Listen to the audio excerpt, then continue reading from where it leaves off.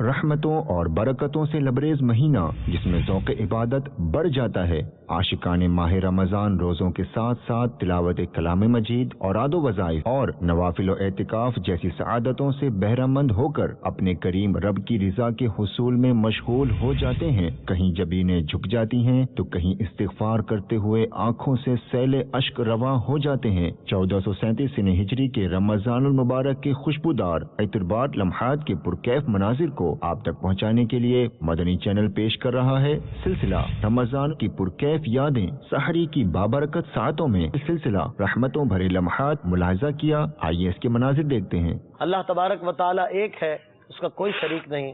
हर मुसलमान का ये बुनियादी अकीदा है और अल्लाह तबारक व तआला से हमारी मोहब्बत ये भी एक यकीनी सी बात है कि हर मुसलमान अल्लाह ताला से ज़रूर मोहब्बत करता है। ये वो ज़ात है कि जिसने हमें पैदा किया, जिसने हमें इतनी सारी नेमतें दी, जिसने हमें माँ बाप की नेमत दी, जिसने हमें घर बार दिया, जिसने हमें इतनी फ्लेक्सिबल दुनिया दी कि हम इसमें सरवाइव कर सकते हैं। अगर हमें ये दुनिया ना मिलती, हम सांस ना ले पाते, हम बीमारियों ही में घिरे रहते, तो भी वो तो बेनियाज है, लेकिन उसने एक ऐसी फ्लेक्सिबल दुनिया दी, एक ऐसा प्लेनेट हमें दिया कि हम यहाँ पर आज़ादी से आराम से जीते हैं। दुनिया को अल्लाह ने हमारे लिए मुसख्खर कर दिया। अल्लाह तबारक व तआला की एक एक नेमत उससे मोहब्बत को बढ़ाती है।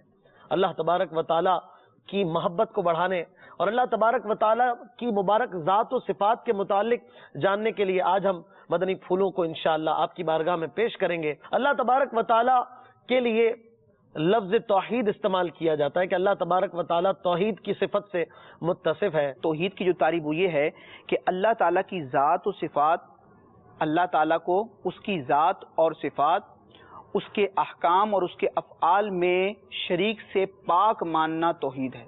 किसी ने किसी से पूछा कि अल्लाह के वजूद पर क्या दलील है, उसने कहा ये बुलंद व बाला आसमान नहीं देख रहे, ये बगैर किसी पिलर के खड़ा है क्या? दुनिया के अंदर बगैर किसी पिलर की कोई इमारत खड़ी है? बेशक। फिर कहा कि ये पहाड़ हैं, ये मीखें ठुकी हुई हैं, क्या इनका दिल नहीं करता होगा कि दुनिया की हर चीज चलती है, हम भी चलें? कहा इनको पूछो कि कौन सी चीज है, कौन सी हस्ती है कि जिसने तुम्हें उस जगह के ऊपर रोका हुआ है? तो कहते हैं अल्लाह तबारक व तआला। सुभान अल्लाह। हर शख्स चलने के बाद कहीं रुकता है। कहा समंदर की मौजों से पूछो कि आखिर वो कौन सी जात है कि जिसने तुम्हें हुक्म दिया तो तुम चल ही रहे हो। फरमाया वो अल्लाह तबारक व तआला की। सुभान अल्लाह। इमाम शाफ़िई रहमतुल्लाहि तआला अलैह से किसी ने पूछा कि आपके नज़दीक रब की क्या दलील है, तो इमाम शाफ़िई रहमतुल्लाहि तआला अलैह ने बहुत ही खूबसूरत उसे जवाब दिया।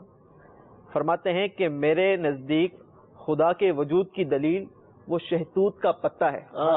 क्या बात। अच्छा, फिर उसकी सराहत बयान कर फरमाते हैं कि शहतूत के पत्ते रंग में एक तरह के होते हैं, बिल्कुल, मगर अगर उसे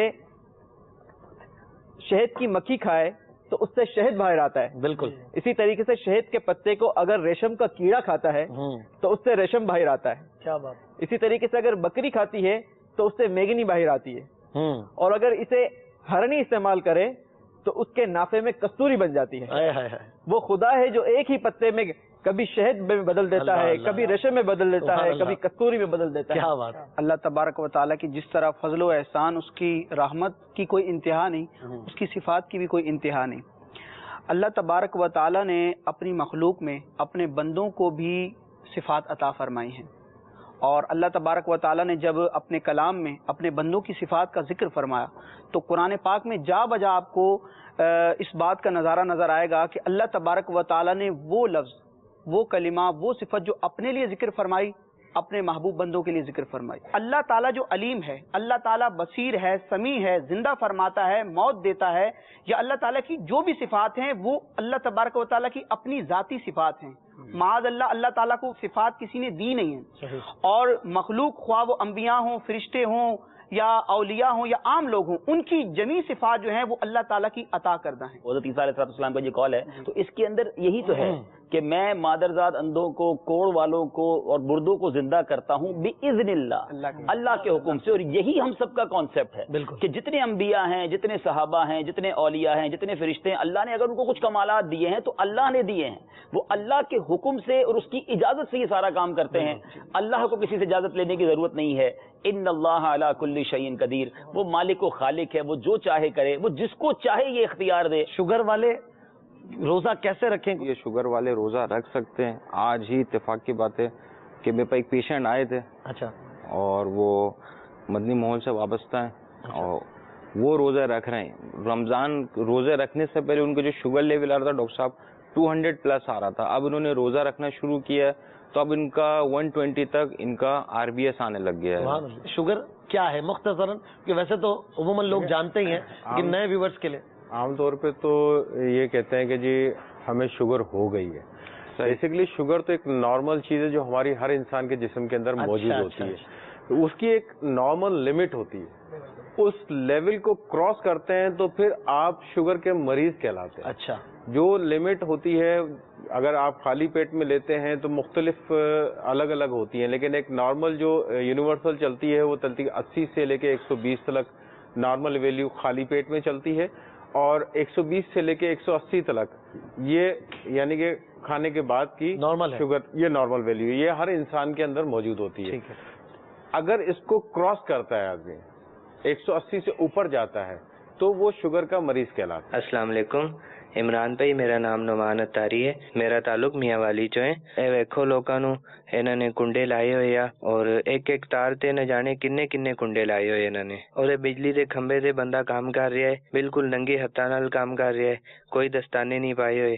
عمران بھائی لوکاں نو سمجھاؤ اس طرح کنڈے نہ لان، سب لوکاں لی پریشانی دا باعث نہ بنن. یہ جو چوری کی بجلی کہلاتی ہے، تو یہ جو بجلی ہے یہ اس کا شرعاً حکم بھی ناجائز کا ہی ہے. یہ کوئی کار ثواب نہیں ہے بلکہ الٹا گناہ گار ہوتے ہیں. ایک ملک و ملت کا ایک بہت بڑا نقصان ہے، قوموں کا بہت بڑا نقصان ہے. لیکن ہمیں کہ شریعت نے جس چیز کا پابند کیا ہم کو پابند رہنا چاہیے. اگر کوئی تکلیفیں ہیں، پریشانیاں ہیں، اللہ تبارک و تعالیٰ سے آپ دعا کریں، اللہ تعالیٰ بہتری عطا کرے، اللہ تعالیٰ ہمارے لیے اچھے اسباب پیدا کر دے وغیرہ وغیرہ. لیکن ہمیں ہرگز نہ قانون ہاتھ میں لینے کی ضرورت ہے، نہ شریعت کے جو تقاضے ہیں اس کو ہمیں پامال کرنا چاہیے. اس سے انشاءاللہ تعالی ہمارا ملک بھی ترقی کرے گا، ہماری قوم ترقی کرے گی، ہمارے اندر ایک اچھی چیز پیدا ہوگی کہ ہم مطلب کہ اپنے ملک اور قوم کے اساسوں کی حفاظت کرنے والے ہیں. ہم سب شریعت کے، اسلام و دین کے پابند ہیں. اسلام امن، پیار و محبت کا درس دیتا ہے.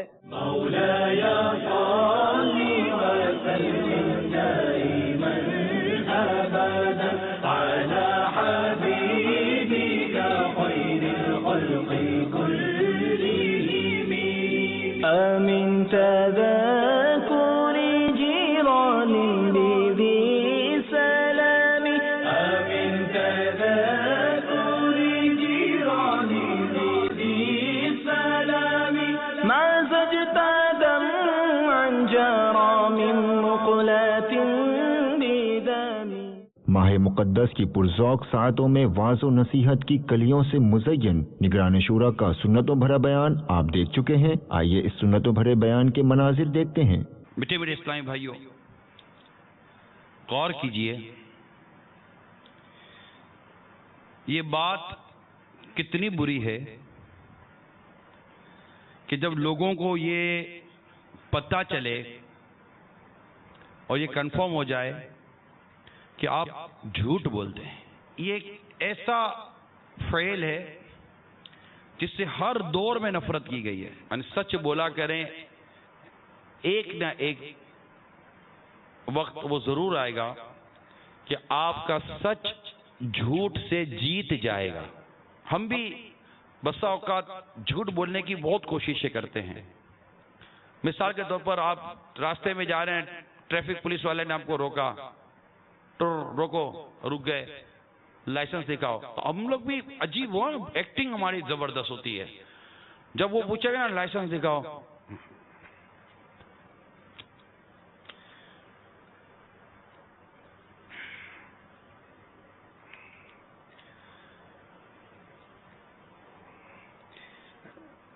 گھر بھول گیا میں یار. اچھا گھر بھول گیا, اچھا کاغذات دکھا دو. وہ ایک ہی بٹوے میں رکھے تھے, لائسنس بھی بھولا, کاغذ بھی بھول گیا. اسی طرح جب ہم آفس پہنچتے ہیں, لیٹ ہو گئے تو صاحب نے پوچھا لیٹ ہو گئے, بس نکل گئی, دوسری بس کا انتظار کر رہا تھا, وہ بس پنچر ہو گئی. اب بس بھی پنچر کر دیتے ہیں, بس کو کھٹاڑا بنا دیتے ہیں, بس کو ایکسیڈنٹ کروا دیتے ہیں. تو کبھی پہنچے گے تو کہیں گے وہ میرا بچہ بیمار ہو گیا, تو کبھی بچہ بیمار کر دیں گے, تو پھر ایک ہفتے کے بعد ایک اور بچہ بیمار کر دیں گے. اتنا جھوٹ, اتنا جھوٹ. یعنی سرکار مدینہ راحت قلب و سینہ صلی اللہ تعالی علیہ وآلہ وسلم نے ارشاد فرمایا, ہر شے مومن کی عادت میں ہو سکتی ہے سوائے خیانت و جھوٹ کے. کہ یہ خیانت و جھوٹ یہ مومن کی عادت نہیں بن سکتی. مومن خائن اور جھوٹا نہیں ہو سکتا. یہ کتنی بڑی بات ہے کہ مسلمان ہو کر جھوٹ کیسے بولے گا یار. یہ مسلمان ہے. جھوٹ تو منافقین کی علامت ہے, جھوٹے تو کفار ہیں. مومن جھوٹا نہیں ہو سکتا. اسی طرح سرکار مدینہ صلی اللہ تعالی علیہ وآلہ وسلم سے ایک بار پوچھا گیا کہ اللہ کے پیارے حبیب صلی اللہ تعالی علیہ وآلہ وسلم, کیا مومن بزدل ہو سکتا ہے؟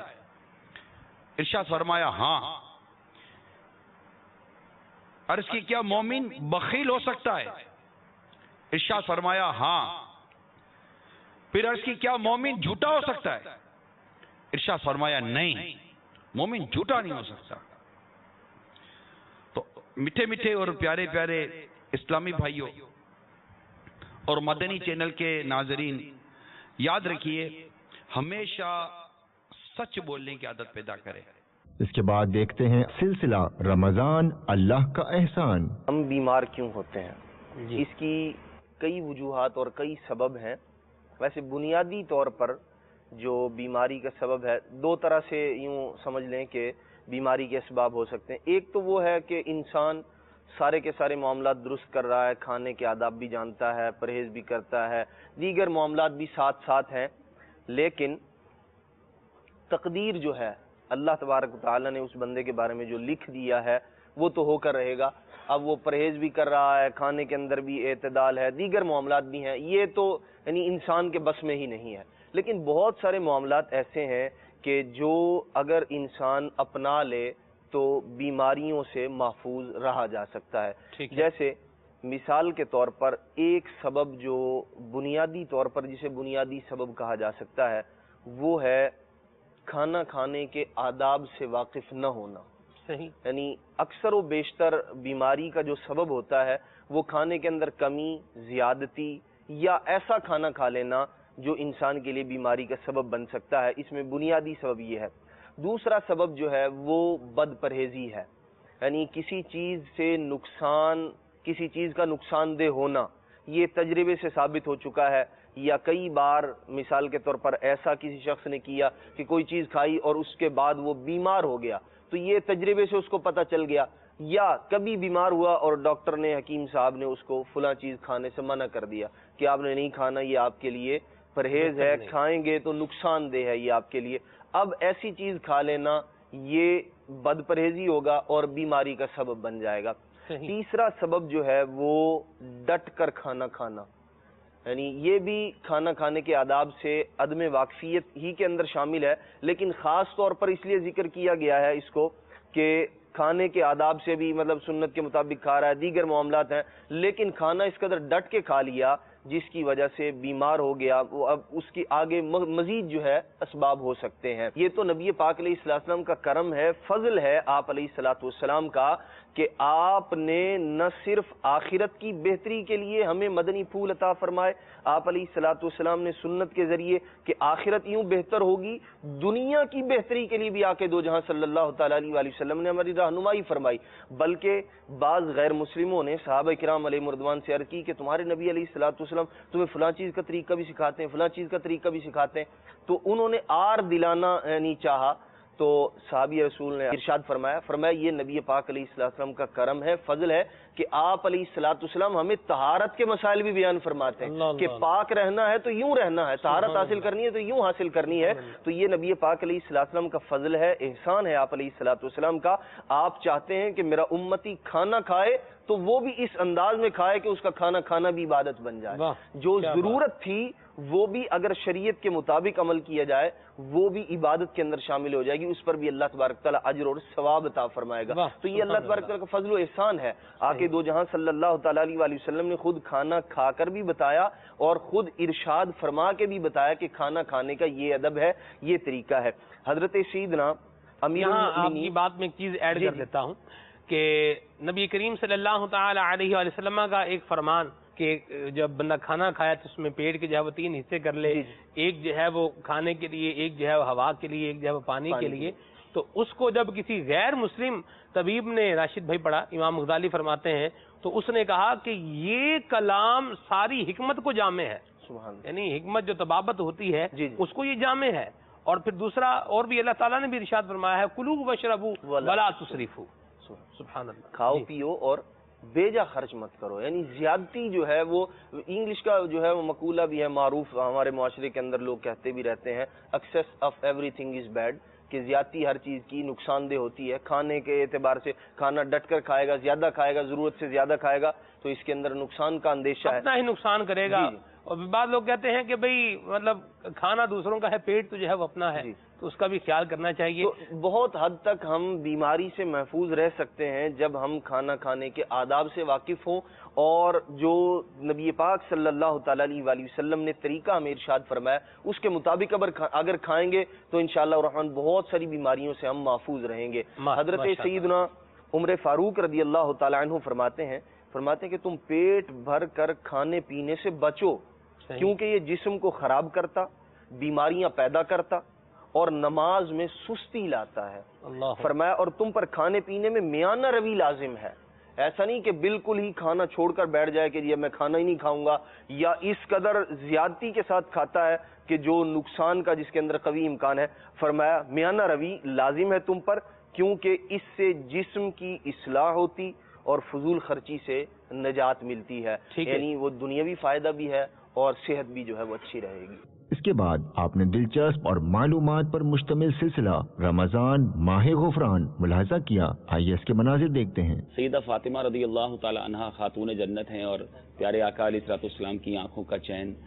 اس میں ان کی سیرت کو اگر غور سے دیکھا جائے نا تو 2 چیزیں بڑی ابھر کر سامنے آتی ہیں، یعنی ایک جو پردے کی بات کی ہے کہ اہل محشر یعنی محشر کے دن بھی اسپیشل اہتمام ہوگا۔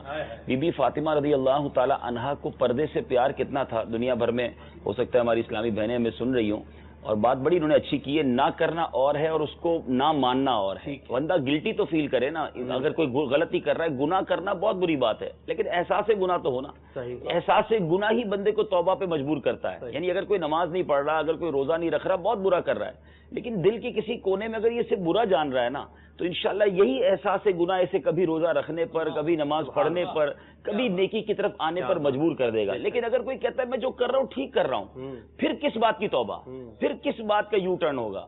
تو یہ بہت ضروری ہے مسلمان کے لیے جتنے ہیں کہ وہ اگر کوئی غلطی کر رہے ہیں تو ایٹ لیسٹ اس پر اپنے آپ کو نادم شرمندہ سمجھے اور اللہ سے دعا مانگتے رہیں، تو انشاءاللہ بہتری ہوگی۔ اب بی بی فاطمہ رضی اللہ تعالیٰ عنہا کو پردے سے پیار کتنا، جو خواتین جو اسلامی بہنیں سن رہی ہیں ذرا غور کریں کہ سرکار دو عالم صلی اللہ علیہ وسلم جب دنیا سے میرے آقا نے پردہ فرمایا تو مورخین نے لکھا کہ خاتون جنت رضی اللہ تعالیٰ عنہا اس کے بعد کبھی نہیں مسکرائیں، یعنی پیارے آقا سے محبت ہی اتنی تھی، یعنی اتنا پیارا انٹریکشن باپ بیٹی میں.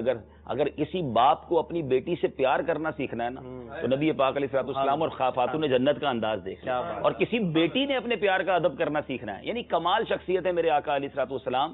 دنیا میں اس وقت کوئی بھی مجھے سن رہا ہے، اگر وہ بہترین انسان بننا چاہتا ہے، چاہے بہترین باپ، بہترین شوہر، بہترین والد، بہترین بچہ اپنے والدین کے لیے، یعنی وہ نبی پاک علیہ الصلوۃ والسلام اور خاندان نبوت کی سیرت کو پڑھنا شروع کر دے. بہترین لیڈر اگر بننا چاہتا ہے، بہترین ٹیچر بننا چاہتا ہے، دنیا کو اچھی طریقے سے جس کو کہہ کے کانکر کرنا چاہتا ہے، دنیا کو اچھی طریقے سے گائیڈ کرنا چاہتا ہے.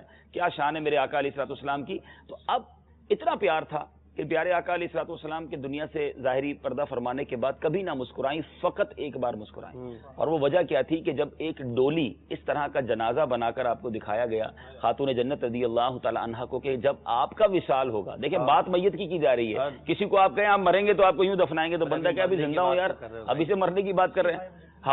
ہم تو بہت اچھی بات کی، ہنسی غائب ہو جائے گی.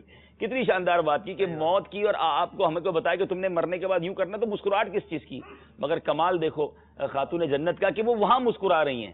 کیوں مسکرا رہی ہیں؟ کہ ان کو یہ احساس ہو گیا کہ میرے جنازے کو بھی کوئی اب غیر مرد نہیں دیکھ سکے گا. یہاں اسلامی بہنوں کے لیے ذرا گھر والے مجھے غور سے سنیے گا، اسلامی بھائی بھی سنیں اور فیملی اگر ہے تو غور سے سنیں کہ ایک حدیث پاک کا مضمون کچھ اس طرح ہے کہ نبی پاک علیہ الصلوۃ والسلام نے فرمایا کہ ایک وقت ایسا آئے گا کہ بندہ اپنے گھر والوں کے ہاتھوں ہلاک ہوگا. گھر والے نہ ہوئے، مطلب بچے بیوی بچے نہ ہوئے تو ماں باپ کے ہاتھوں ہلاک ہوگا، وہ نہ ہوئے تو رشتہ داروں کے ہاتھوں ہلاک ہوگا. صحابہ کرام علیہ رضوان نے عرض کی یا رسول اللہ صلی اللہ تعالی علیہ وسلم ایسا کیسے ممکن ہے کہ کوئی اپنے گھر والوں کے ہاتھوں ہلاک ہوگا؟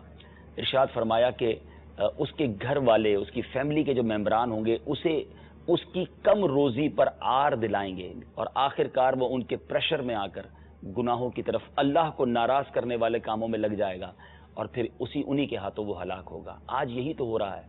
آج اگر کسی کا شوہر، کسی کے والد، کسی کے بھائی کم کماتے ہیں، تھوڑا کماتے ہیں، تو گھر میں صبر کی بجائے اسلامی بہنوں کی طرف سے، فیملی کی طرف سے اتنا پریشر ہوتا ہے کہ تم نے ہمارے لیے کیا ہی کیا ہے. اس نے دیکھو اتنا بڑا گھر بنا لیا، اس رشتہ دار نے اتنی اچھی گاڑی لے لی، اس نے دیکھو اتنا زبردست فرنیچر بنا دیا. کسی کے گھر دعوت جائیں تو واپس آ کر مرد کی شامت ہوتی ہے کیونکہ گھر والے اس کا گھر دیکھ کر آگے ہوتے ہیں، اس کے کپڑے دیکھ لیے، اس کا فرنیچر دیکھ لیا، اس کی گاڑی دیکھ لی. ہال سے باہر نکلے اس کو تو مبارکباد دی، اب شوہر رو رہا ہوتا ہے کہ میری خیر نہیں ہے. اب گھر جا کے مجھے کہیں گے دیکھو اس نے شادی میں کتنا اچھے کھانے بنائے، کتنا زبردست فرنیچر تھا، ہم نے اپنے بیٹے کی شادی اس سے اچھی کرنی ہے. یہ نہ کریں. دیکھیں خدا را یہ نہ کریں. آپ اپنے شوہر کو، اپنے والد کو، اپنے بھائی کو گویا مجبور کر رہے ہیں حرام کمانے پر. اور آپ نے دیکھا ہوگا کہ کئی گھر والے پھر بعد میں سر پکڑ کر روتے ہیں. میں خود ایک فیملی کو جانتا ہوں، بڑے نارمل سا جیتے تھے، پریشر کریٹ ہوا، بیٹے نے حرام کمانا شروع کیا. اب وہ جو جوئے کا کام ہوتا ہے، کیا ہوتا ہے یہ جو کرکٹ میچ کا سٹا وغیرہ، آپ یقین کریں تھوڑے دنوں میں اس کے آگے ریل پیل. ہم سارے حیران ہو گئے کیونکہ وہ ہمارے قریب کے تھے. بڑی بڑی گاڑیاں، بڑے بڑے گھر، اور ایک وقت آیا کہ وہ سب لٹ گیا. گھر میں اب گھر بھی بک گیا اور اب سر پچھتائے کیا ہوا جب چڑیا چگ گئی. خیر ایسے لوگ پھر جیلوں میں بھی جاتے ہیں جو چوری کرتے ہیں، جو ڈاکہ ڈالتے ہیں، جو غلط کام کرتے ہیں. آپ کیا اپنے گھر کے سربراہ کو یہ جملہ بھی کہا جاتا ہے تم چوری کر کے لاؤ، کچھ بھی کر کے لاؤ، ہماری چیزیں پوری ہونی چاہیے. ہاں میں نے ایک روایت پڑھی تھی، کتاب میں لکھا تھا شاندار بات کہ پہلے زمانے کی عورتیں ایسی ہوتی تھی کہ جب مرد کمانے جاتا تھا نا تو اس کی جملہ کہتی تھی کہ دیکھو حلال کما کر لانا، حرام مت لانا. ہم تھوڑا برداشت کر سکیں گے، جہنم کی آگ برداشت نہیں کر سکیں. اللہ کرے کہ ہم سپورٹیو بنیں. بلکہ میں یہاں تو ایک میسج دینا چاہوں گا کہ اگر آپ کو کبھی فیل ہو نا کہ آپ کو پتا ہے آپ کے شوہر کی، آپ کے بچوں کے ابو کی، آپ کے بھائی کی، والد کی کتنی تنخواہ ہے، اور اگر پیسے زیادہ آنے لگ گئے ہیں، اچانک چیزیں آنے لگ گئی ہیں، تو آپ کا الارم بج جانا چاہیے کہ یار پہلے روک لیں اس کو، آپ کدھر سے لا رہے ہیں، یہ کہیں رشوت، کہیں ڈکیتی، کہیں برا کام تو نہیں ہو رہا. آپ کہہ رہے ہیں آ ہی رہا ہے نا، آنے دو. ایسا نہ کریں. قاسم صاحب نے بڑی پیاری بات تربیت اجتماع میں فرمائی تھی نا، جب وہ مال زیادہ آتا ہے تو باپ پوچھتا نہیں ہے، ماں پوچھتی نہیں ہے، بیوی پوچھتی نہیں ہے، بلکہ وہ خوش عشرت کر رہے ہوتے، خوش ہو رہے ہوتے. جب کرپشن گھر میں بڑھ جاتی ہے اور پھر وہ جیل جاتا ہے تو پتہ چلتا ہے کہ گھر میں یہ کام ہو گیا. اور اس کی بڑی وجہ ہماری طرف سے پریشر ہوتا ہے. ایک آخری بات کر دیتا ہوں، روایتوں میں آتا ہے جو اللہ کے تھوڑے دیے پر راضی ہو جاتا ہے، جو اللہ کے تھوڑے دیے پر راضی ہو جاتا ہے، اللہ کریم اس کے تھوڑے عمل پر راضی ہو جاتا ہے. دعوت کا پروگرام چل رہا ہے الحمدللہ. اس میں سوال عرض ہے کہ جماعت کے لیے تکبیر فرض ہے یا واجب؟ اگر کوئی تکبیر غلط پڑھتا ہے اور جماعت کھڑی ہو جاتی ہے، نماز بھی ہو جاتی ہے، تو کیا نماز ہو جائے گی؟ تکبیر ضروری ہے، مگر اس اعتبار سے ضروری نہیں ہے جیسے انہوں نے کہا اگر بالفرض کسی نے تکبیر غلط پڑھی یا کسی نے تکبیر نہ پڑھی اور جماعت کروا دی تو جماعت ہو جائے گی. ٹھیک ہے, اس کی تاکید ہے, اقامت پڑھنا ضروری ہے. یہاں تکبیر سے مراد اقامت ہے, تکبیر تحریمہ نہیں, اقامت مراد ہے ان کی. تکبیر تحریمہ تو ضروری ہے, وہ تو اگر نہیں کہیں گے تو نماز نہیں ہوگی.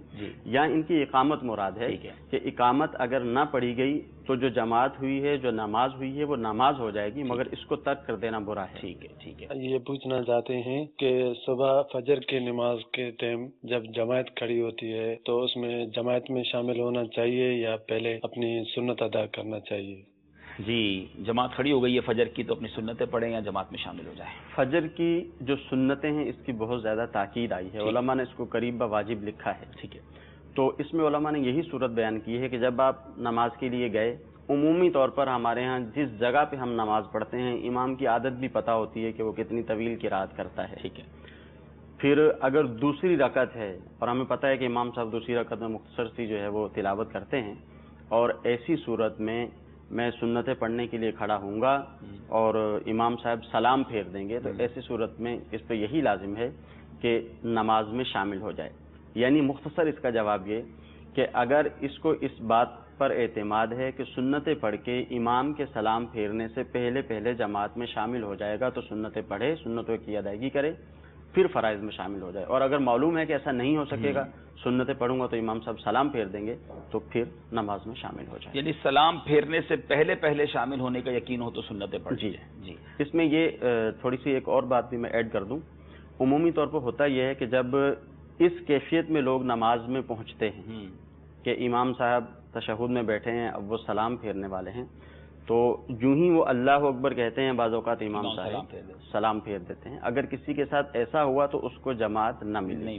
اللہ اکبر کہہ کے جب یہ بیٹھ جائے گا تشہد میں, پھر اگر امام نے سلام پھیرا تو پھر ہم کہیں گے اس کو جماعت مل گئی ہے, اب یہ اپنی نماز کو کمپلیٹ کرے. اب آپ نے فرمایا کہ اگر یہ فیلنگز ہیں, یہ خیال ہے کہ امام سلام پھیر دیں گے اور میری سنتیں کمپلیٹ نہیں ہوں گی تو بہتر یہ کہ جماعت میں شامل ہو. اب جماعت میں شامل تو ہو گیا, سنتوں کا کیا ہوگا؟ سنتوں کی ادائیگی کے لیے اب یہ ہے کہ اب اگر سنتیں پڑھے گا تو جب سورج طلوع ہوگا, سورج طلوع ہونے کے 20 منٹ کے بعد سنتوں کی فجر کا وقت ختم ہونے کے 20 منٹ بعد وہ پھر سنتیں قضا کر سکتا ہے. یعنی یہ صرف فجر کی سنتیں ہیں جس کی قضا ہو سکتی ہے. ٹھیک ہے, اور یہ بھی میرا خیال ہے زوال سے پہلے پہلے ہوگی. زوال سے پہلے اس کے بعد یعنی ظہر کے بعد بھی فجر کی سنتیں قضا نہیں کر سکتا. چلیں جناب, یہ بھی کلیئر ہو گیا, لیکن تھوڑا جلدی ہی چلے جایا کریں تاکہ سنتیں بھی سکون سے پڑھیں اور جماعت بھی پڑھ لیں. اس کے بعد آپ نے شیخ طریقت امیر اہل سنت دامت برکاتہم العالیہ کا حکمت و دانائی سے بھرپور مدنی چینل کا مقبول عام سلسلہ مدنی مذاکرہ ملاحظہ کیا. میرا نام محمد آصف اتاری, میں چائنا میں رہتا ہوں. ماں بابا میں ان کا پاؤں چومتا ہوں. جب وہ سو رہے ہوں گے یا اٹھے ہوں گے, جیسے بھی چوم لو, رائٹ پاؤں چومو یا لیفٹ پاؤں چومو, آپ فرمائیے. ماشاء اللہ, یہ سو رہے ہوں یا جاگ رہے ہوں, اپنے پاؤں چومنے ہیں, اور رائٹ چومنے یا لیفٹ چومنے. جو آسانی سے آپ کی ترکیب میں جو لیگ آ گیا نا وہ چوم لے. امی ابو دونوں کے پاؤں چوم سکتے ہیں. امی کے پاؤں کے بارے میں تو روایت ہے کہ جس نے ماں کے قدم چومے اس نے جنت کی چوکھٹ کو بوسا دیا, یعنی جنت کے گیٹ کو چوما. تو باپ کے بھی پاؤں چوم سکتے ہیں, اس میں بھی ثواب ملے گا. ہاتھ پاؤں چوم سکتے ہیں, یہاں تک کہ اگر ماں باپ بے نمازی ہیں تب بھی چوم سکتے ہیں. تو سو رہے ہوں تب بھی چوم سکتے ہیں, جاگ رہے ہوں تب بھی چوم سکتے ہیں. آپ کو جب موقع ملے, کبھی جاگنے میں چوم لے, کبھی سونے میں چوم لے. لیکن ماں باپ کے دل میں اولاد کی محبت کب بڑھے گی کہ جب ان کو پتہ چلے گا کہ اس نے ہاتھ پاؤں چومے, تو سوتے میں پتہ نہیں چلے گا. تو آپ کو بولنا پڑے گا کہ میں نے آپ کے پاؤں چومے تھے. بعض ماں باپ منع بھی کرتے ہیں, نہیں چومنے دیتے. ماں باپ کو چاہیے اولاد ہاتھ پاؤں چومتے تو چوم لیتے. پاپا یہ ہمارے یہاں ابھی بھی بہت خوش قسمت ہے ماں باپ. اس میں خاص طور پر پاکستان کی یا اس کے اطراف کے ہی بات کروں گا. اس کے باہر جو مغربی ممالک ہیں ان میں تصور بھی نہیں ہے کہ اولاد ماں باپ کی عید کو بھی ہاتھ چومے گی, تصور بھی نہیں ہے. کیس کر دیتے ہیں ماں باپ پر. وہاں باہر ملکوں میں یہ ہے کہ اگر ماں باپ نے کوئی ان کے مزاج کے خلاف کیا, وہ قانون ہے, कोई सी हैं बात बातें तो केस करते हैं माँ बाप पर। ऐसे नालायक औलाद है यार। एक बाबा, एक बेटी, जवान बेटी घर पर लेट आती थी, बॉयफ्रेंड के साथ घूमती थी। ये घर आई तो बाप बर्दाश्त कर करके थक गया ना। सिर्फ जो मुझे बताया गया इस्लाम भाई की तरफ से, ये कहा गया कि इसने खाली अपनी बेटी का यहाँ हाथ पकड़ के यूँ कहा ना, कहाँ थी अब तक, क्यों लेट आती हो। उसने डायरेक्ट कहा कि आज के बाद अगर ये किया ना तो पुलिस को फोन करके अरेस्ट करवा दूंगी। कैसी नालायकों की, कितनी मेहनत से माँ बाप ने पाला, अब ये धमकी दे रही है मैं पुलिस को बुलाऊंगा। 2 महीने, मतलब बाप अगर किसी को कहे कि मेरी बेटी 2 महीने तक मेरे ऊपर की मंजिल अपने बॉयफ्रेंड के साथ रहती है, मैं इसको मना नहीं कर सकता हूँ। ये बेबसी कैसी है माँ बाप की। अल्लाह हमारे हाल पर रहम फरमाए। तो ये इस तरह जो आप मदनी फूल अता फरमा रहे ना औलाद के लिए, अगर ये दुनिया भर की औलाद ले लेना माँ बाप के लिए, इनकी अपनी दुनिया और आखिरत संवरेंगे। अल्लाह ताला हिदायत दे।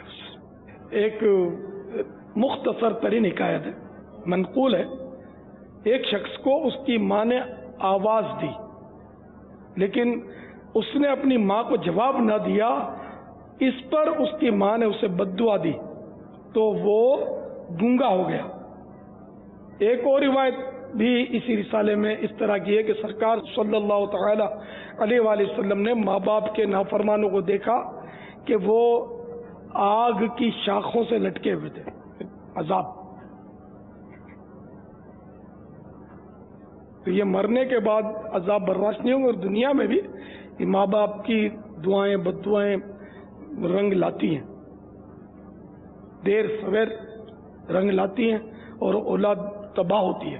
अब अगर किसी नालायक ने बाप को सिर्फ इसको तंबीह करने पर वो धमकी दी पुलिस की, तो ये इसको चाहिए कि माफ़ी मांगे, तौबा करे, वरना कल इसको भी इसकी औलाद इससे बड़ी धमकियां दे तो ताज्जुब नहीं। एक बेटा अपने बूढ़े बाप को तंग आकर एक वीराने में ले गया और कहा कि अब मैं तंग आ गया हूँ, अब मैं नहीं बर्दाश्त कर सकता आपको, मेरे घर का सुकून बर्बाद हो रहा है। वो पीछे से उसको ऐसी फीलिंग थी, उठाकर उसने वीराने में डाल दिया। बाप ने कहा बेटा डाल ही दिया है तो कंबल दे दे, सर्दी बहुत है। तो उसने अपने बेटा था थोड़ा समझदार, उसको कहा कि जाओ बेटा जल्दी से घर पे जाओ और जाकर कंबल ले आओ। तो बेटा जल्दी जल्दी घर गया और थोड़ी देर के बाद कंबल लाया, चादर टाइप की चीज़ थी, वो लाकर उसने अपने बाप को दी। तो बाप ने जब उसको खोला, बोला आधी क्यों लाए हो, पूरी क्यों नहीं लाए। तो वो आधी फाड़ कर मैंने घर में रख दी है। क्यों घर में रखी है। कहा आधी अभी आप अपने अबू को दे रहे हैं, जब आप बूढ़े हो जाओगे ना तो वो आधी मैं आपको दूंगा। यूं उसको चोट लगी कि ये क्या, तो फिर अपने वालिद को ले आया दोबारा घर पर कि ये तो मेरे साथ भी ऐसा ही हो सकता है। तो अल्लाह करे कि ये औलाद की समझ में आ जाए, अल्लाह करे कि जैसी करनी वैसी भरनी। इफ्तार से कुछ देर कबल आपने देखा मुनाजात और दुआ पर मुश्तमिल सिलसिला दुआए इफ्तार। आइए इसके मनाजिर देखते हैं। अल्हम्दुलिल्लाह रब्बिल आलमीन वस्सलातु वस्सलामु अला सय्यिदिल मुरसलीन या अरहमर राहिमीन या अरहमर राहिमीन या अरहमर राहिमीन या रब्बना या रब्बना या रब्बना जज़ल्लाहु अन्ना सय्यदना मौलाना मुहम्मदन मा हुवा अहलु। अल्लाहुम्मा रब्बना आतिना फिद दुनिया हसनतन व फिल आखिरति हसनतन व क़िना अज़ाबन नार। अल्लाहुम्मा अजिरना मिनन नार, अल्लाहुम्मा अजिरना मिनन नार। या रब्बे मुस्तफ़ा तेरे करोड़ा करोड़ एहसान कि एक मर्तबा फिर तूने हमें जीते जी माह रमजान नसीब फरमाया, अशरे रहमत जारी है। ऐ मौला किस किस गुनाह का इकरार करे, आंखें गुनाहों में मुबतला है, बदनिगाही से बाज नहीं आती, ज़बान गुनाहों से आलूदा है। जिन जो हाथ तेरी बारगाह में दराज किए ऐ मौला ये भी गुनाहों से सियाह है। ऐ मौलाए करीम माह रमजान की इन मुबारक साअतों का वासिता, माह रमजान में होने वाली रहमतों की बरसात का वासिता, ऐ मौला हमारे गुनाहों को मुआफ फरमा दे, हमारी खताओं को मुआफ फरमा दे, हमारी लग़्ज़िशों को मुआफ फरमा दे। ऐ मौला اے مولا ہم گناہوں میں لتڑے ہوئے ہیں، مولا میں گناہوں میں لتڑا ہوا ہوں، میں سدھرنا چاہتا ہوں مولا، اے مولا میں نیک بننا چاہتا ہوں، اے مولا رحمت کی بارش برسا دے، ہمیں نیک بنا دے، میدان محشر کی ذلت و رسوائی سے بچا لینا، اے مولا میدان محشر میں بے شمار تیرے بندے بلا حساب و کتاب جنت میں داخل کیے جائیں گے، اے مولا ان خوش نصیبوں میں ہمیں بھی داخل فرما دے۔ بلا حساب وہ جنت میں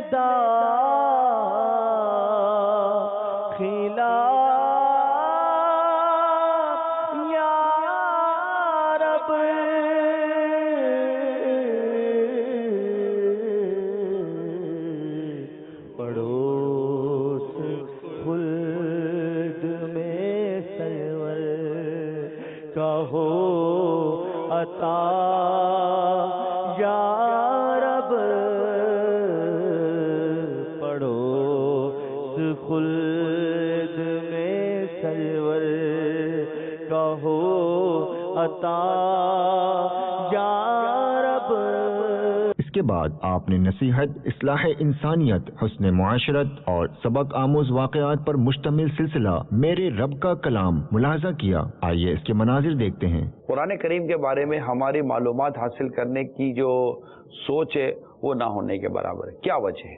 حالانکہ ہماری نماز تب تک درست نہیں ہو سکتی جب تک کہ اس کے اندر قراءت درست نہ ہو جائے، یہ آپ کے بھی علم ہے، اور نہیں ہے تو ہونا چاہیے۔ تو جس کا تعلق میری شب و روز کی زندگی سے، اچھا جو کتاب میری زندگی بلکہ میری دنیا اور میری آخرت کے لیے میرے لیے ایک پورا کانسٹیٹیوشن رکھتی ہے، مجھے جو کچھ میری زندگی میں معاملات پیش آئیں گے، میرے پیدا ہونے سے لے کر میرے انتقال ہونے تک، میری تجارت سے لے کر میرے نکاح تک، طلاق کے مسائل، نکاح کے مسائل، تجارت کے مسائل، صبح شام دوپہر رات جتنے بھی زندگی بھر کے مسائل ہیں، یہ سب قرآن کریم کے اندر لکھے ہیں، چاہے اس کو دینی ہے، دنیاوی ہے، معاشی ہے، اخروی ہے، جو بھی معاملات ہیں، مجھے جینا کیسے ہے میرا قرآن مجھے بتا رہا ہے۔ پھر آیت کریمہ کے شان نزول بتاتے ہیں کہ کون سی آیت کریمہ کس طرح نازل ہوئی، کس موقع پر نازل ہوئی۔ تو یہ سب کچھ جو ہم یہ سلسلہ لے کر آئے ہیں، اس کی یقین مانیے ایک بنیادی وجہ یہ ہے کہ کاش کہ ہم قرآن کریم کی اہمیت کو، قرآن کریم کے مقاصد کو سمجھیں۔ دنیا عربی لینگویج سیکھتی ہے، ایسے عرب دنیا میں ہمارے کئی ایسے لوگ ہوں گے جنہوں نے کچھ نہ کچھ عربی لینگویج سیکھ لی ہوگی، کیونکہ وہاں رہنا ہے آپ نے، روزگار حاصل کرنا ہے، پڑھنا ہے آپ نے، وہاں پر دو پیسے کمانے ہیں۔ فرانس جائیں تو فرینچ آ جاتی ہے، جرمن جائیں تو جرمن آ جاتی ہے، اچھا برطانیہ جائیں تو آپ کو انگلش آ جاتی ہے، ساؤتھ افریقہ جائیں تو وہ انگلش آ جاتی ہے۔ وائی کئی لوگ ہیں جن کو آ جاتی ہے، ٹوٹی پھوٹی بھی آتی ہے، میں نے خود سنی ہے۔ میں انہی ٹوٹی پھوٹی اس ملک کی زبان سیکھنے والوں کو عرض کر رہا ہوں کہ آپ کو اس ملک میں رہنے، ایسے جیسے پاکستان ہے، کئی بنگلہ دیش کے اسلامی بھائی یہاں آتے ہیں، ان کو ہماری اردو بولنے آ جاتی ہے، ہمارے کئی اسلامی بھائی بنگلہ دیش چلے گئے، ان کو بنگلہ بولنے آ جاتی ہے نا۔ یہ تو ایک دور تو چار والی بات کر رہا ہوں۔ آپ کو ایک ملک میں رہنا تو آپ نے کوشش کی، آپ کو زبان آ گئی۔ میں ان تمام زبان سیکھنے والوں سے عرض کر رہا ہوں جو آپ کی زبان نہیں تھی مگر آپ نے سیکھی۔ آپ کو قرآن درست پڑھنے آیا، ایک تعداد ہوگی جس کو قرآن درست پڑھنے نہ آیا۔ کیوں؟ آپ نے قرآن درست پڑھ کرنے کی جو کوشش کرنی چاہیے، آپ نے کوشش ہی نہیں کی، جس کی وجہ سے شاید آپ قرآن درست نہ پڑھ سکے۔ 70 سال 80 سال کے مطلب کہ بیچارے بزرگ ہو جاتے ہیں، وہ بوڑھی ہو جاتی ہیں، وہ بوڑھے ہو جاتے ہیں، قرآن درست پڑھنے نہیں آتا۔ ہمارے پڑھے لکھے سمجھدار چارٹرڈ اکاؤنٹنٹ لے لیجئے، ڈاکٹر لے لیجئے، ویری سوری ٹو سے، یہ مطلب آپ ناراض ہوں گے بھی کیوں؟ میں تو کہیں اس کو رہا ہوں جس کو نہیں آ رہا، جس کو آ رہا ہے اس سے تو میری کوئی بات چیت اسی ہے ہی نہیں، اور جس کو نہیں آ رہا اگر میں اس کو کہہ رہا ہوں تو میں اس کی ہمدردی کر رہا ہوں، اس کے ساتھ میں بھلائی کر رہا ہوں، میں اس کو مطلب ایک جذبہ دلانے کی کوشش کر رہا ہوں کہ آپ سوچیے تو صحیح کہ آپ نے دنیا بھر کی ڈگریاں حاصل کر لی، آپ مطلب کہ سی اے یا تو پڑھ رہے ہیں یا بن گئے، ڈاکٹر بن رہے ہیں یا بن گئے، یا مطلب کوئی بھی پروفیشن کی طرف آپ جا رہے ہیں, چلے گئے, بڑی بڑی ڈگریاں لے لیں, آپ دنیا کے بہت بڑے مشہور آدمی بھی بن گئے اور بہت بولنا بھی آپ کو آتا ہے, جناب ڈبیٹ آپ ایسی کریں کہ کوئی ڈبیٹ میں آپ کو پہنچ نہ سکے, ایگزامینیشن ایسا کریں کہ آپ کو کوئی ایگزامینیشن میں پکڑ نہ سکے, اور جناب کسی کی گفتگو یا کسی کی زندگی کا پوسٹ مارٹم کریں تو جناب آپ کو کوئی پکڑ نہ سکے, تو آپ بھلے کوئی بھی دنیا کے آپ کسی بھی پروفیشن سے تعلق رکھتے ہیں, آپ کتنے ہی مطلب قادر الکلام سے ہی, آپ کی کیسی کوالیفیکیشن سے ہی, لیکن کیا آپ کو درست دیکھ کر قرآن پڑھنے آتا ہے؟ اس کے بعد آپ نے کھانے کے مناظر کو ملاحظہ کیا. آئیے اب اس کی کچھ جھلکیاں دیکھتے ہیں.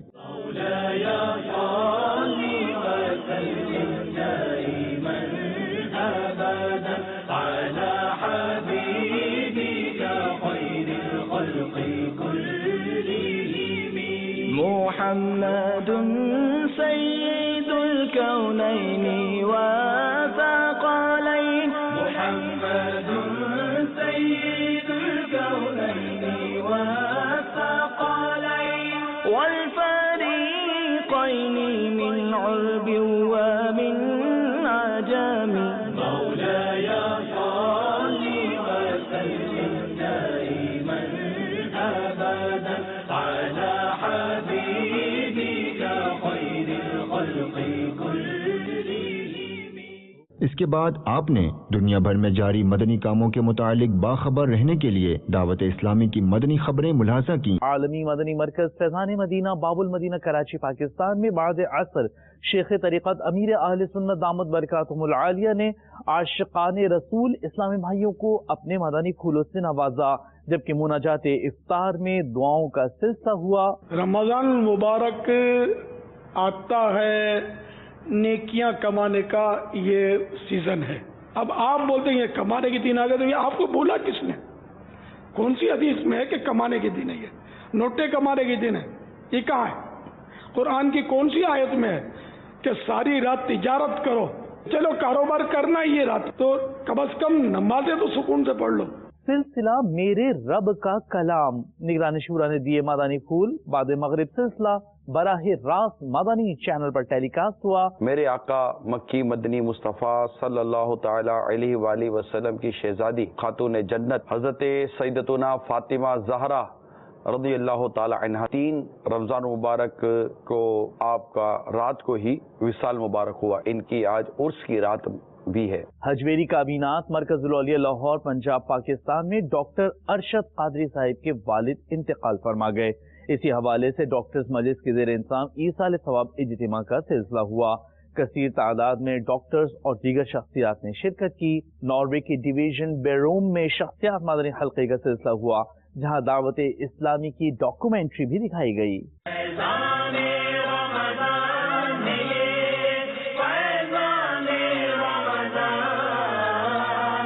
مرکز الاولیاء لاہور پنجاب پاکستان کے علاقے ہربنس پورہ میں اسلم عطاری کے والد کی چہلم کے موقع پر رکن شورا حاجی منصور رضا عطاری نے سنت و بھرا بیان فرماتے ہوئے اپنے مدنی پھولوں سے نوازا. حضرت شیخ احمد سرہندی رحمت اللہ تعالی علیہ کے مزار پر انوار پر سرہند شریف ہند میں رکن شورا سید عارف علی عطاری کی حاضری کا سلسلہ ہوا. اس کے بعد آپ نے پیارے آقا صلی اللہ تعالی علیہ وآلہ وسلم کے میٹھے میٹھے فرامین پر مشتمل سلسلہ رسول اللہ صلی اللہ تعالی علیہ وآلہ وسلم کی 40 احادیث دیکھنے کی سعادت حاصل کی. آئیے اب اس کے مناظر ملاحظہ کرتے ہیں. الحدیث الاول عن امیر المؤمنین ابی حفص عمر بن الخطاب رضی اللہ تعالی عنہ قال سمعت رسول اللہ صلی اللہ تعالی علیہ وآلہ وسلم یقول انما الاعمال بالنیات وانما لكل امرئ ما نوى فمن كانت هجرته الى الله ورسوله فهجرته الى الله ورسوله ومن كانت هجرته لدنيا يصيبها او امرأة ينكحها فهجرته الى ما هاجر اليه. یعنی سیدنا امیر المومنین ابو حفص عمر بن خطاب رضی اللہ تعالی عنہ سے مروی ہے. آپ فرماتے ہیں کہ میں نے رسول اللہ صلی اللہ تعالی علیہ وآلہ وسلم کو فرماتے ہوئے سنا کہ اعمال کا دار و مدار نیتوں پر ہے اور ہر شخص کے لیے وہی ہے جس کی اس نے نیت کی.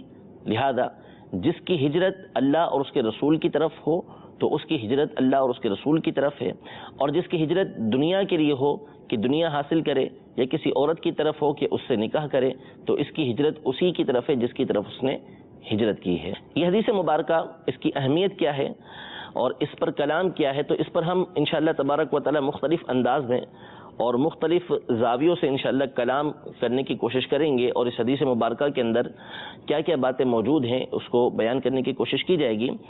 اولاً اس بات کو بیان کرتے ہیں کہ امام نووی رحمۃ اللہ تعالی علیہ نے اپنی اس کتاب کی ابتدا اس حدیث پاک سے کیوں کی، یعنی اس حدیث پاک کو کیوں ابتدا میں لے کر آئے، کوئی اور حدیث امام نووی رحمۃ اللہ تعالی علیہ نے ذکر نہیں کی۔ تو اس کی وجہ علماء نے یہ ارشاد فرمائی کہ اس میں سلف صالحین کی پیروی ہے، یعنی جو بزرگان دین ہیں، قدیم علماء ہیں، قدیم فقہا ہیں، صوفیاء کرام ہیں، ان کی اس میں اتباع ہے، ان کی پیروی کرنا ہے، کیونکہ جو ہمارے اسلاف تھے، بزرگان دین تھے، وہ اس حدیث سے ابتدا کرنے کو پسند کرتے تھے، اور اس سے ان کا مقصود یہ ہوتا تھا کہ طالب علم یا کوئی قاری جو کتاب پڑھ رہا ہے وہ اس بات پر متنبہ ہو جائے، وہ اس بات کو جان لے کہ اس نے پہلی حدیث پڑھی ہے انما الاعمال بالنیات، کہ اعمال کا دار و مدار نیتوں پر ہے، لہذا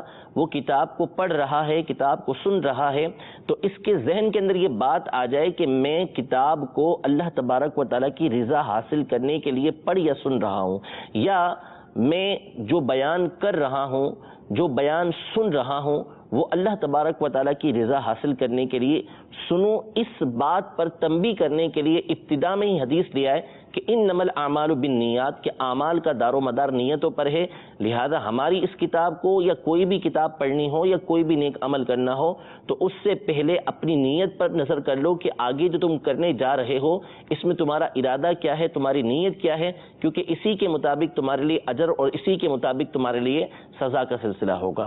تو امام نووی رحمۃ اللہ تعالی علیہ نے کتاب کی جو ابتدا کی ہے انما الاعمال بالنیات کے ساتھ، تو اس میں طالب علم کو اس بات پر متنبہ کرنا ہے کہ وہ اس کتاب کو پڑھتے ہوئے اللہ تبارک و تعالیٰ کی رضا حاصل کرنے کی نیت کرے، اچھی نیت کرنے کی کوشش کرے تاکہ اس کتاب کو پڑھنے کا اس کو ثواب حاصل ہو۔ اس کے بعد آپ نے شیخ طریقت امیر اہل سنت دامت برکاتہم العالیہ کا حکمت و دانائی سے بھرپور مدنی چینل کا مقبول عام سلسلہ مدنی مذاکرہ ملاحظہ کیا۔ گھوڑا اتنا تھا کہ آپ اس پر سوار ہو جاتے، اس کا قد اتنا تھا، چھوٹا تھا، ٹھیک ہے، کہ آپ اس پر بغیر زین پر چڑھے آپ آسانی کے ساتھ اس کے اوپر بیٹھ جاتے، ٹھیک، اور اپنی سمجھ سے اس کو چلاتے، صحیح۔ اس ٹائم پر آپ نہ بیٹھے، آپ نے اس کو اس کے حال پہ چھوڑ دیا، صحیح، بڑھ گیا، بڑھ کر اتنا اونچا ہو گیا، آپ کے قد جتنا تو اس کا قد ہو گیا، صحیح ہے۔ اب آپ بولے اب میں بیٹھنے کی کوشش کروں اور اب اس کو ٹرین کروں، اب اس کو ٹرین کروں تو وہ بیٹھنے دے تب نا، صحیح ہے، وہ بیٹھنے نہیں دیتا۔ تو ہم کرتے کچھ ایسا ہی ہیں کہ جب ہمارے بچے چھوٹے ہوتے ہیں اس وقت ان کی تربیت، ان کی سواری پر سوار ہو کر ان کی تربیت کرنے کے بجائے، ان کے اخلاق، ان کے کردار کو سنوارنے کے بجائے ابھی بچہ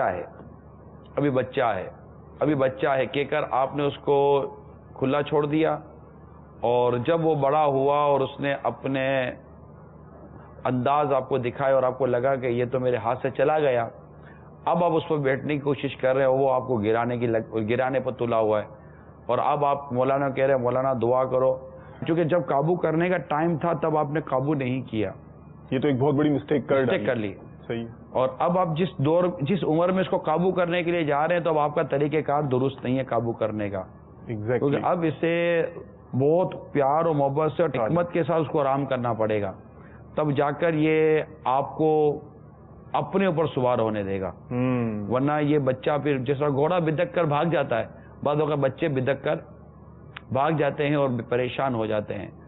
تو اب جو کہ وہ کہتے ہیں نا کہ اب تو جو ہونا تو ہو گیا، تو جو اس عمر کے بچوں کی بے احتیاطیوں سے اور نافرمانیوں سے پریشان ہیں کہ جن کی اولاد جوان ہو گئی ہے، بڑی ہو گئی ہے، وہ ہاتھ میں نہیں آ رہی ہے، آئی مین ٹین ایجر اس طرح کے جو ہوتے ہیں 13 to 19 اینڈ پلس، تو اس طرح کے پھر بچے ہاتھ میں نہیں آتے، تو آپ ایسے موقع پر میری مدنی التجا یہ ہے کہ بچوں کو بیٹھ کر پیار سے سمجھا۔ مثال کے طور پر آپ کا بیٹا کہتا ہے کہ ابو مجھے موبائل دلا دیں، میں اس وقت گیم کھیلنا چاہتا ہوں. اب آپ کو پتا ہے کہ گیم اسے کتنی گیموں میں الجھا کر رکھ دے گی. یہ ایک ویڈیو گیم بہت سارے مسائل کا شکار ہو سکتا ہے. خبردار گیم کا نام لیا تو بدتمیز، گیم کھیلیں گے اب زندگی برباد کرو گے، تباہ ہو جاؤ گے، کہیں کے نہیں رہو گے. وہ میرے ہوا کیا ہے، آپ کو مجھ سے پیار نہیں ہے. نہیں ہوا کیا ہے، مطلب میں نے ایسا کیا کر دیا؟ میں نے خالی کہا ہے کہ مجھے گیم کھیلنے کے لیے موبائل دلا دیجئے. مجھے ایسا لگا جاتا کہ میں کسی گڑھے میں گر گیا ہوں. تو ایسا نہیں ہے، اس کا طریقہ یہ نہیں ہوتا، کیونکہ وہ کہیں سے اس کی فیڈ بیک ہے. صحیح. وہ اپنے ہی ہم عمر لوگ بچوں کو یہ کام کرتا ہوا دیکھ رہا ہے، اور اب یہ چاہ رہا ہے کہ مجھے یہ کام کرنے کی میرے ابو اجازت دے. کیا یہ اس کا پلس نہیں کہ آپ سے اجازت لے رہا ہے؟ ماشاءاللہ اس کا پلس ہے نا، یہ آپ سے اجازت لے رہا ہے. اب آپ اس کو ڈانٹ کر ڈپٹ کر بٹھا تو دیں گے، آپ کا بچہ بیٹھ جائے گا، آپ کے سامنے نہیں کھیلے گا، باہر اتنا کھیلے گا کہ پھر آپ کو بھی کھلائے گا یہ. اب اس کا میں اپنی ناقص عقل کے مطابق آپ کو عرض کروں، اچھا بیٹا گیم کھیلنی ہے، اچھا چلو مشورہ کرتے ہیں، تھوڑا سا ڈیلے کریں، مشورہ نیت ہو آپ کا مشورہ کرنے کی، کرتے ہیں بیٹا، بات کرتا ہوں میں آپ سے، اجازت نہ دیں، بات کرتا ہوں میں آپ سے. اس کو تھوڑا سا ریلیز کریں، پھر اس کو لے کر بیٹھیں، اس کو دنیا اور آخرت کے نفع اور نقصان کا کوئی درس دیں. اور اگر آپ خود ایک نیک سلجھے ہوئے اور ایک اچھے انسان ہیں تو آپ اس کو اپنی کوئی ایسی جسٹ چھوٹی موٹی اگزامپل دے سکتے ہیں. پورا اس کو اپنی داستان نہ سنائیں، لمبا چوڑا لیکچر نہ دیں، اور چھوٹی موٹی سی کوئی بات بتائیں اور اس کو اس بات پر ابھاریں کہ بیٹا اس میں الجھنے کے بجائے دیکھو اس کو آنکھیں ڈسٹرب ہو جائیں گی، یہ ہو جائے گا، وہ ہو جائے گا، آپ کی آئی کیو خراب ہو سکتی ہے. سائنٹیفک طور پر تھوڑا سا سمجھائیں. پھر ہم بیٹا اس لیے پیدا نہیں ہوئے، ہمیں آپ کو یہ بھی مطالعہ کرنا ہے، آپ کو یہ بھی قرآن پڑھنا ہے، امی کا یہ ہاتھ بتانا ہے، میرا یہ ہاتھ بتانا ہے. یوں کر کے تھوڑا سا اس کو لے کر بیٹھیں، سمجھائیں. اس وقت اگر یہ نہ سمجھے تبھی غصہ نہ کریں، پھر نہ سمجھے پھر بھی غصہ نہ کریں، پھر نہ سمجھے پھر بھی غصہ نہ کریں. میرا مانے آپ غصہ نہ کریں. بعض اوقات آپ کا غصہ بھی نہ کریں، اور 4 آدمی میں اپنے بچے کی اس کمزور بات کو ڈسکس بھی نہ کریں. آپ اس کو پتا چلے وہ بولے گا میرے ابو نے مجھے خراب کیا. تو بعض اوقات یہ ہماری ہی زبان، ہمارا ہی بولنا ہمارے گھر کو، ہماری فیملی کو ڈسٹرب کر رہا ہوتا ہے. تو حکمت عملی سے کام لیں گے، بچوں کی تربیت پر صحیح دھیان دیں گے. اگر یہ وقت گزر گیا، اب جو وقت آیا ہے وہ وقت اس کے لیے سویٹیبل نہیں ہے، لہذا وہاں پر آپ کو اپنی اسٹریٹجی تبدیل کرنی پڑے گی، اپنی حکمت عملی تبدیل کرنی پڑے گی. اس کے بعد آپ اس کو انشاءاللہ ٹیکل کریں. اللہ تعالیٰ کی رحمت سے آپ کی اولاد آپ کا ساتھ دے گی، آپ کے قریب آئے گی. ہم روزے کی حالت میں ناخن کاٹ سکتے نہیں کر سکتے؟ ہم روزے کی حالت میں سرما آنکھ میں ڈال سکتے یا نہیں؟ روزے کی حالت میں ناخن کاٹنے اور سرما آنکھوں میں ڈالنے میں کوئی حرج نہیں. ہمارے یہاں کسٹمر آتے ہیں جو ہمارے ہی جاننے والے، ہمارے محلے کے لوگ ہوتے ہیں، وہ ہم سے وعدہ کر کے ہم سے سامان لے جاتے ہیں، اس کے بعد وہ اس وعدے پہ پورا نہیں اتر پاتے. قرضہ کوئی لے کر لوٹاتا نہیں ہے تاریخ پر، تو اس پہ جھگڑے نہ کیے جائیں، بلکہ صبر کیا جائے کہ آپ کو اس کا ثواب مل رہا ہے کہ کسی کو قرض دیا اور وہ طے ہوا کہ مثال کے طور پر وہ آپ کو پہلی رمضان کو قرضہ چکا دے گا. اب وہ پہلی رمضان کو اس نے آپ کا قرضہ ادا نہیں کیا، 1000 روپے آپ نے قرضہ دیا تھا، اب پہلی رمضان گزر گئی، اب وہ روزانہ جتنے دن بھی اوپر گزریں گے نا تو روزانہ 1000 روپے خیرات کرنے کا ثواب ملتا رہے گا. اب چاہے 1 مہینے کا لیٹ کیا اس نے تو 1 مہینے تک روزانہ 1000 روپیہ خیرات کا ثواب ملے گا. تو یوں قرضہ کوئی لے کر لوٹاتا نہیں ہے تاریخ پر، تو اس پہ جھگڑے نہ کیے جائیں، بلکہ صبر کیا جائے کہ آپ کو اس کا ثواب مل رہا ہے. تو یوں قرض دے کر اپنا دینے والے کا نفع ہے، مگر قرض دینے والے جو یہ جھگڑے کرتے ہیں نا، جو مسائل کرتے ہیں، تو قرض دینے والے کو بھی جھگڑے نہ کرنے چاہیے، اور جو لیتا ہے اس کو یہ نہ سمجھے کہ میں اسے ثواب کمانے کا موقع دے رہا ہوں تو مجھے کچھ نہیں ہو رہا. آپ کو تو وہ ہوگا کہ کیا کہوں میں، اگر جان بوجھ کر کسی نے کسی کے 3 پیسے دبا لیے قرضہ، تو قیامت کے روز ان 3 پیسوں کے بدلے 700 با جماعت نمازیں دینی پڑیں گی. کہاں سے لائے گا؟ اور ظاہر ہے کہ جو نمازیں مقبول ہوئی ہوں گی وہ دینی پڑیں گی، جو یہیں رد ہو گئی تو وہ قیامت میں کہاں ہوں گی. اور ظاہر نیکیوں کے ذریعے اگر اس کا قرضہ نہیں بدلا دیں گے تو پھر اس کے گناہ متھے ڈالے جائیں گے جس نے قرضہ دبا لیا ہے.